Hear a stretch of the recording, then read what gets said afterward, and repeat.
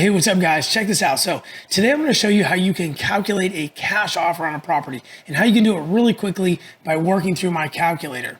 Now, here's the thing. I know like industry buzzwords right now are subject to and seller finance, and these are really great entry strategies or acquisition strategies on how you can buy properties with little to no money down. And you can do that in a way to where the debt payments are very low because you're acquiring properties with a low debt payment. So these are really awesome entry strategies. But here's the thing.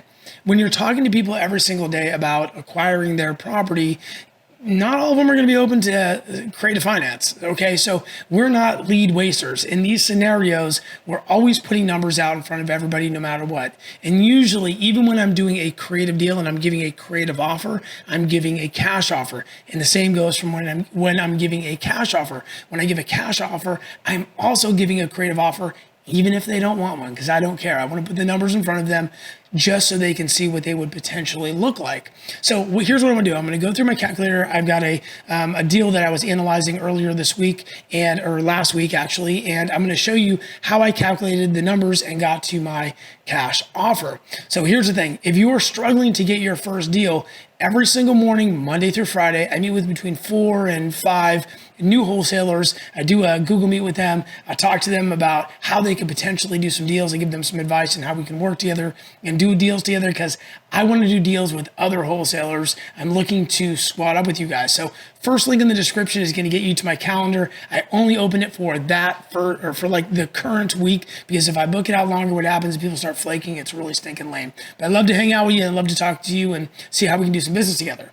The second link in the description below is going to get you to my Investors Toolbox. In that Investors Toolbox is going to have a link to this calculator that I'm using, but also my subject to calculator as well. Plus there's going to be a bunch of scripts and stuff and all kinds of goodies in there. It's like a little goodie bag just for you. So there's all kinds of fun stuff. So here's what I'm gonna do. I'm gonna jump into it. Thank you guys for tuning in. Don't forget to like, don't forget to subscribe. If you have questions, put them in the comment section down below. I'll answer them. All right, check this out. So here's what we're gonna do. I'm gonna just kind of go through the property so you can see it. I just want to point out a couple things. First thing, notice at the very bottom, the bottom here, right below where I'm at, it says 16 days on Zillow. So a lot of times when we're prospecting properties that are on markets, of course, we're looking for properties that are, they've been on market for a while, and maybe they've, they're struggling to sell. Maybe they need to sell for one reason or another. This property is a foreclosure property. It's in pre-foreclosure. They need to get rid of it. The reason I'm pointing that out to you is don't sleep on properties that are just listed. Okay, if a property is just listed, it does not mean that they are not motivated to sell. Okay, so don't sleep on these properties. A lot of guys, they only start at 30 days. Dude, I write offers on properties that have been on market for 1 day. Like, I have no problem doing that at all. I'm not saying it's the best way. I'm also not saying it's the worst way. I'm just making the point that when you start banging out a bunch of offers every single day, you're going to be looking for properties. Don't, like, when you have a property like this, and I'll show you what I mean. If you look at this property, it's clear as day this property needs some work. Okay, look at the interior. Okay, this is not updated. Check this out. It's old as a mug. All right, so someone is going to have to come in there and rehab it. Look at this kitchen, right? Check this out. This thing needs some work. Look at the walls, all right? Look at the cabinet or the closet doors and everything else. Look at the bathroom, for the love. Okay, so this property needs a lot of work. So what does the seller and what are the listing agents, what are they thinking when they list this? They know they are going to get cash offers, and you might be at the right place at the right time and put the right cash offer in to get this deal. This is my point when I just say don't worry about a property that's only been on market, come on market very recently, okay? Because there's opportunities there. And so you can see this property needs a lot of work. Look at this kitchen. Look at that thing. Look at that. I don't know if you can see that. Let me move me out of the way here. Look at that thing. Look at that stove. What the heck? Okay, so anyways, I just wanted to show you the actual property. I want you to notice a couple of other things as well. This property has not, I don't mess with properties that have fire damage, okay? I don't mess with that.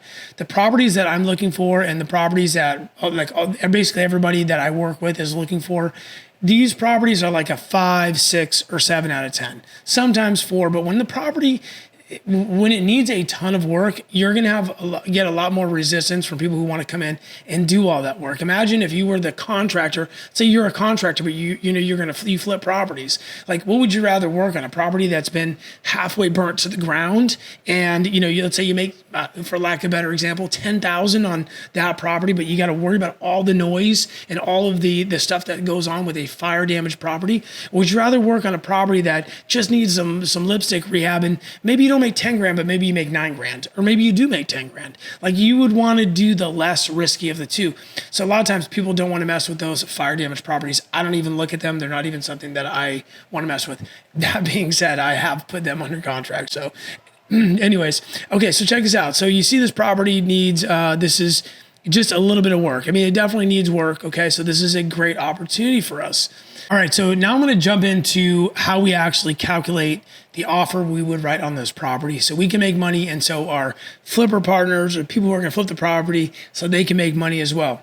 So the first thing you'll notice is at the top right here, I have the an area for comps, okay? And what you're going to want to do is you're going to want to find 3 comps in that area, similar square footage, similar makeup, meaning same bedroom, same bathroom counts, and just similar properties in that area that have sold. Now, here's the thing. They have to be properties that have sold. Okay, so a property that's on the market is not going to count. This needs to be a sold property. And they also need to be an updated property. So we're not looking for a house that looks the same as our house, like something that's like, needs a new kitchen and what did that sell for? We don't care about that. Because what's going to happen is we're going to come in and fix it up. Right? Or someone's going to come in and fix it up. So we need to know, once we fix this property up, then what's it going to sell for? Okay, so we need to find 3 of those, and they need to be in the same division if possible. And the way this works is you can enter all 3 of those comps, what they sold for, in these boxes, and it will calculate the ARV. It'll just take the average. Now, I'm not going to go into that. I already know that this property, I've already done this. I already know the ARV in this property is 560, so I'm just going to plug that in because this is not a comping video.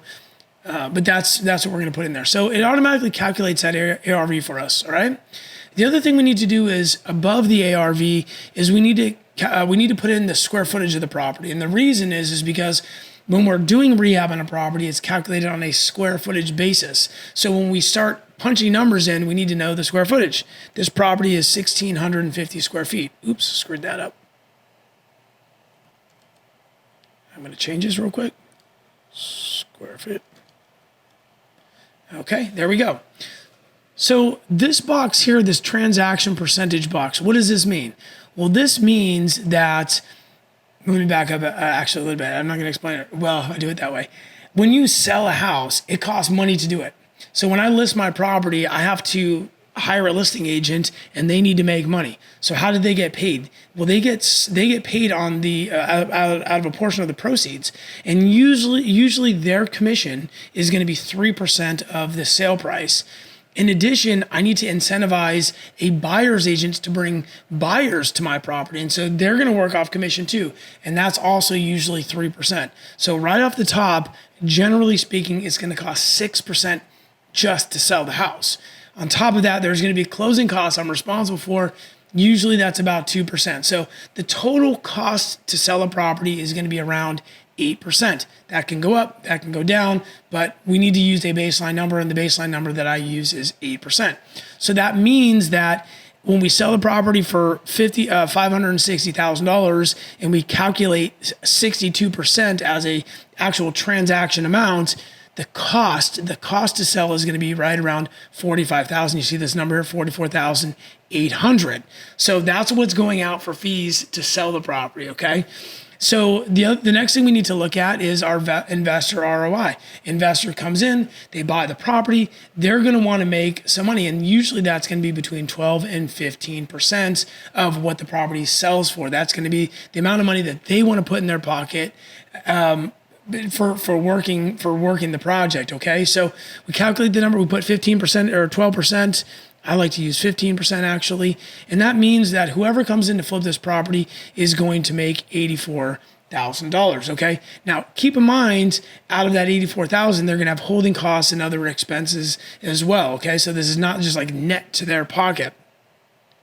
So the next thing we need to look at is we need to look at the rehab cost per square footage, or by square footage. So what we need to do is we need to come down here and we need to look at the condition of the property. And I've done this on a scale of 1 to 10. And so this property that we just looked at, I think it's probably somewhere around a 6 out of 10, maybe even a 5. So we're going to be somewhere between $30 and $45 per square foot. I like to, and a couple things. This is going to be, it's going to be dependent on your area. Okay, the areas that you're working in.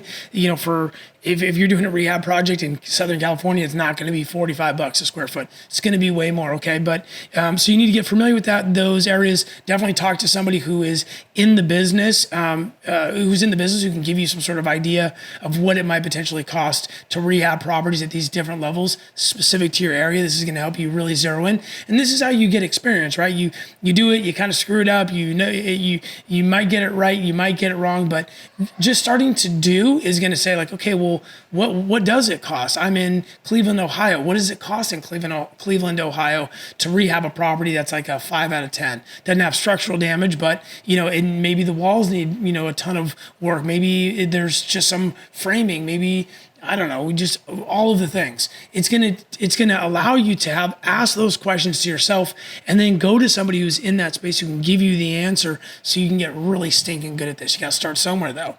So I'm gonna go ahead and just use this number. I'm gonna do $45 for rehab per square foot, which means to rehab this property is gonna cost around $74,250. Now that's fantastic, but what we don't have is our margin built in. What are we going to make? Okay, we need to build in our fee. Okay, so generally speaking, there's no really great way to do this. Okay, for me, if we're buying a house at this $300,000 number, I want to be at least at $20,000 or $25,000. Sometimes you got to be more competitive and maybe go a little bit skinnier. It's just the way it is. But my wholesale fee, generally speaking, is always going to be $20,000 or above. If you're messing with properties that are way less, if you're messing with a property that's $100,000, sometimes it's going to be difficult to milk 20 grand out of that deal because it's a sliding scale, right? A less expensive property is not going to have the margin that a more expensive property is going to have, right? Like if I'm flipping a property for $3 million, well, I can squeeze 50 or 100 grand in there, no problem, right? But if I'm flipping a property from 80 grand to 170 grand, like where does the 20,000 come from? Where does the 30 grand? You just can't do it. So it's a sliding scale. Over 300,000, I'm just going to be conservatively at $20,000 wholesale fee. So I'm going to punch that number in there as well. So what that gives me is my max allowable offer at $336,950. So here's the thing. This property is on market for $480,000. So I'm going to offer them $336,000. Let's see the difference there. You see that? Yeah. 479 minus 336. It's $143,000 below what they're asking. So why would they accept that? Well, first, if they're getting other offers from guys like me, those offers are going to be similar. It's not like some other guy is going to come in at a higher offer. He's going to come in at 400 grand. Like, well, how is he going to make any money? Here's what the problem. If someone comes in at a much higher offer, they're never going to be able to sell it to an investor. And even if they're flipping the property, there's probably not enough margin in there for them. So what I always like to tell the agent, or if I'm talking directly to a seller, is look, we all work on the same margins, generally speaking. Okay, so if someone's going to come in with a higher offer that's completely way above mine, it's not likely they're going to close at the number. They're going to get you into a contract, and then what's going to happen is they're going to come back and they're going to negotiate that number down, probably somewhere around this particular offer that I'm giving you right now. So this is just how I strategically present my numbers to either listing agents or to sellers. But this is how you calculate the max allowable offer. Super stinking easy, super fast. It's not perfect. If I was going to buy this property and flip it myself, I would go in much greater detail analyzing these numbers. But just when we're looking to put offers out every single day, like you got to start somewhere. And if you spend all your time analyzing numbers, you are not going to be able to get the volume of offers out every single day that you'll need in order to get deals in. So this is a calculator that I use. Second link in the description. I hope this provided some value. First link in the description is to my calendar. I'd love to chat with you. And yeah, again, I just hope this provided some value. Don't forget to like, subscribe. If you have questions, throw them in the comment section. Thank you guys. God bless.